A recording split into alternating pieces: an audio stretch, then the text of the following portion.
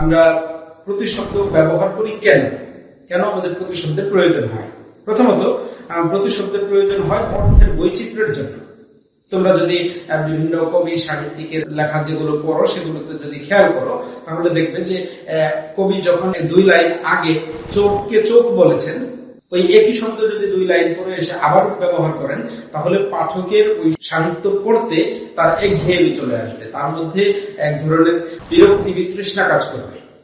এই বিষয়টি যেন পাঠকের মধ্যে না আসে, পাঠক যেন নতুন নতুন শব্দ পড়ার মাধ্যমে যেন তার আগ্রহটা সাহিত্যের মধ্যে ধরে রাখতে পারে, সেই জন্য মূলত অর্থের বৈচিত্র্যের জন্য শব্দ ব্যবহারে একটি মুনশিয়ানা দেখানো হয়।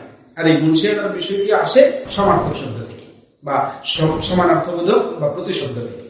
দ্বিতীয়ত, আমরা প্রতিশব্দ বা সমার্থক শব্দ ব্যবহারের আরেকটি গুরুত্ব বলতে পারি, এতে করে লেখার সৌন্দর্য বৃদ্ধি পায়। যখন একজন পাঠক একটি শব্দের একাধিক প্রতিশব্দ তার একই লেখার মধ্যে পড়বে, তখন পাঠক বুঝতে পারবে যে লেখক হিসেবে তার শব্দের প্রতি কত দখল রয়েছে। যার শব্দের প্রতি দখল যত বেশি, তার বলা হচ্ছে তার জ্ঞানের পরিধি তত বেশি। তাই একজন মানুষ যত বেশি শব্দ জানবে, তার জ্ঞানের মাত্রাটাকে সে তত বেশি তার লেখায়, তার বলায় সে প্রকাশ করতে পারবে।